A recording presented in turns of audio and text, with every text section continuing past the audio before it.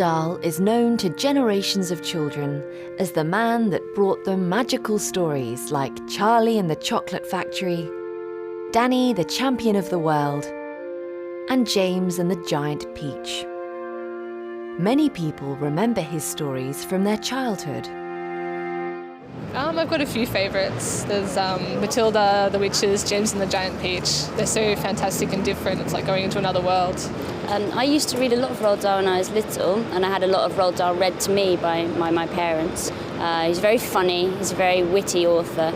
He makes good stories for children and for adults. The BFG, the Big Friendly Giant, is about the big monster, and he goes around catching dreams.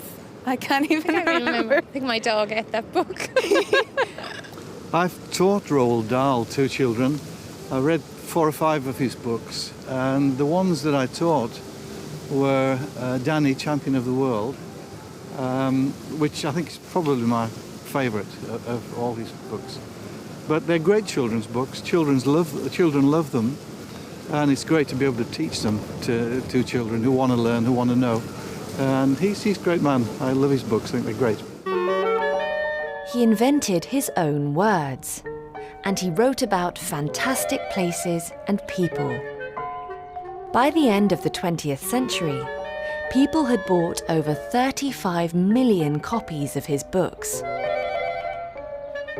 At the Roald Dahl Museum and Story Centre, you can learn more about him and his world. Gemma Holland works at the centre.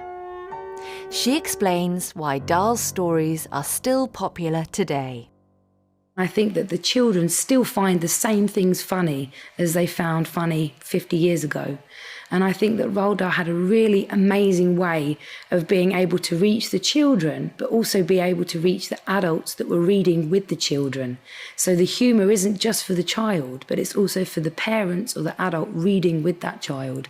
And I think that is a massive appeal as well for everybody. Roald Dahl's parents were Norwegian, but they had left Norway to live in Wales before Roald was born on the 13th of September 1916.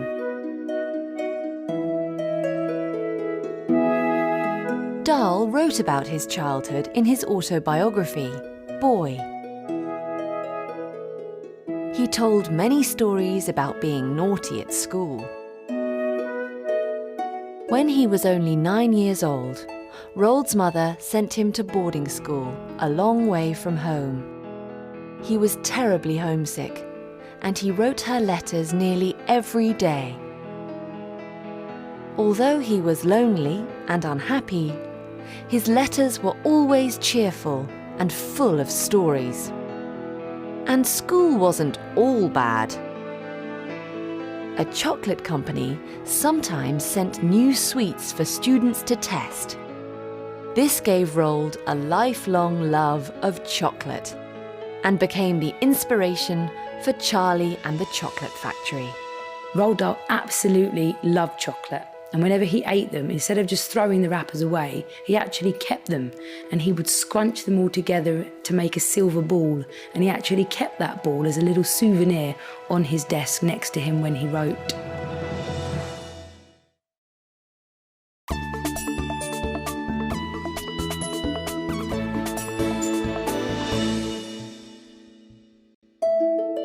Roald wasn't the best student at school, but he was always good at sport and he enjoyed adventure.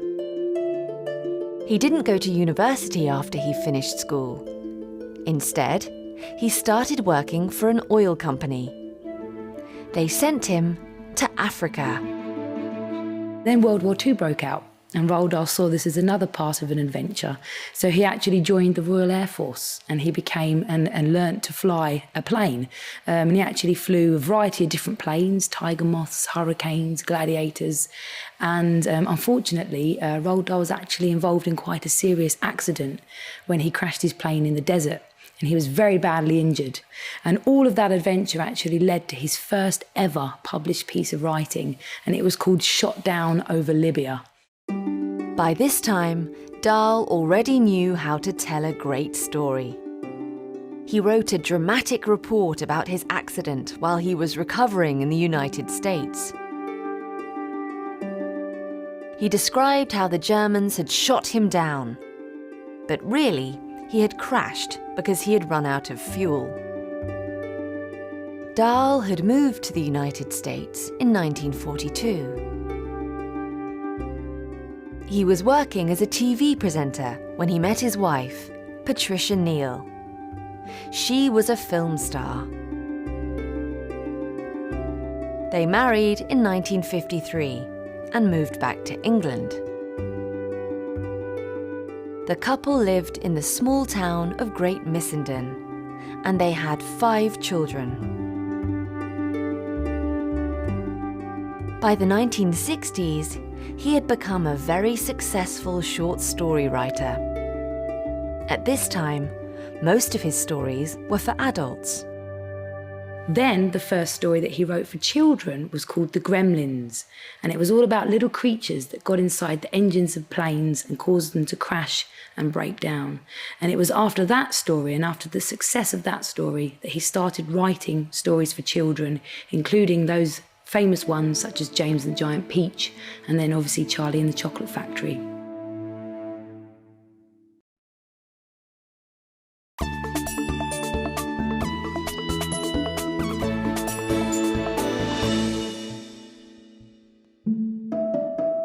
Millions of children have heard or read the stories of Roald Dahl.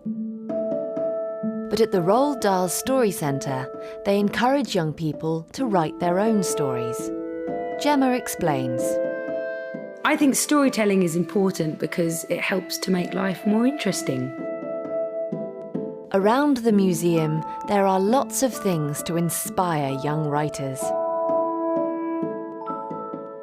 So how did writers like Dahl turn their ideas into a story? Roald Dahl always wrote his ideas down in his ideas books that he kept with him at all times. And he actually had some ideas in his notebook for 20 years before he used them. And Dahl always wrote in the same way. He always wrote in his writing hut, and I'm sitting in his replica chair right now, and we're surrounded by lots of really interesting things that he kept in his writing hut. Dahl always wrote with a pencil.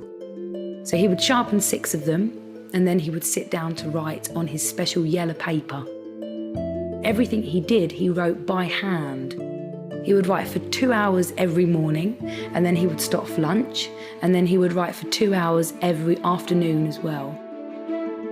Roald Dahl died in 1990 at the age of 74. One of the last lines he wrote was, "Those who don't believe in magic will never find it." I think that's a lovely way to finish off his last book, basically saying that if you believe in magic, you will find it. And I think storytelling definitely helps us to keep that magic alive.